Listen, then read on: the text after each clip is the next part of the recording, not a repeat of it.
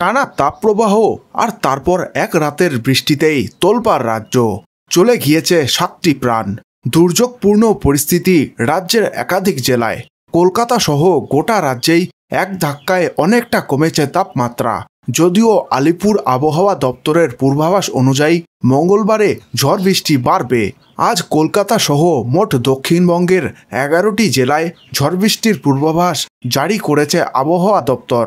আবহাওয়া দপ্তর জানিয়েছে, আজ দক্ষিণবঙ্গের 11টি জেলায় কালবৈশাখীর তোলপাড় চলতে পারে। সতর্কতা জারি রয়েছে কলকাতা, হাওড়া, পূর্ব ও পশ্চিম বর্ধমান, ঝাড়গ্রাম, পূর্ব ও পশ্চিম মেদিনীপুর, বাঁকুড়া, হুগলি এবং উত্তর ও দক্ষিণ 24 পরগনায়।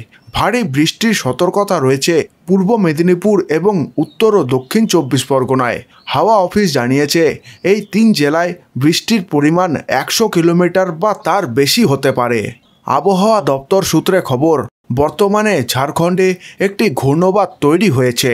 এর জেরে ঝাড়খণ্ড থেকে মধ্যপ্রদেশ পর্যন্ত একটি নিম্নচাপ অক্ষরেখা তৈরি হয়। প্রচুর পরিমাণে জলীয় বাষ্প ঢুকছে রাজ্যে, এর জেরেই বৃষ্টিপাত। গতকালের পর আজও ঘন্টায় 45 থেকে 55 কিলোমিটার বেগে সমুদ্রে বইতে পারে দমকা ঝোড়ো হাওয়া। উপকূলবর্তী এলাকার বাড়তি সতর্কতা জারি করেছে আবহাওয়া দপ্তর। গতকালই মৎস্যজীবীদের সমুদ্রে যাওয়ার উপর নিষেধাজ্ঞা জারি করেছে আবহাওয়া দপ্তর। মঙ্গলবার পর্যন্ত নদী ও সমুদ্রে নামতে নিষেধ করা হয়েছে। আবহাওয়া দপ্তর জানিয়েছে, আগামী 48 ঘন্টায় ঝড় চলবে দক্ষিণবঙ্গে। বুধবার থেকে ঝড় বৃষ্টির দাপট কমলেও বজ্রবিদ্যুৎ সহ বৃষ্টি চলবে আগামী শুক্রবার পর্যন্ত।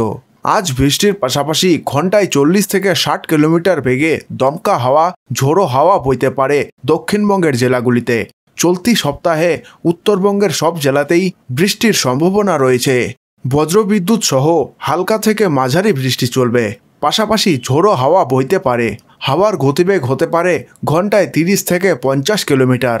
সম্পূর্ণ খবরটি দেখার জন্য অসংখ্য ধন্যবাদ। খবরটি ভালো লেগে থাকলে একটি লাইক অবশ্যই করবেন এবং চ্যানেলে নতুন হয়ে থাকলে চ্যানেলটিকে সাবস্ক্রাইব করে নেবেন।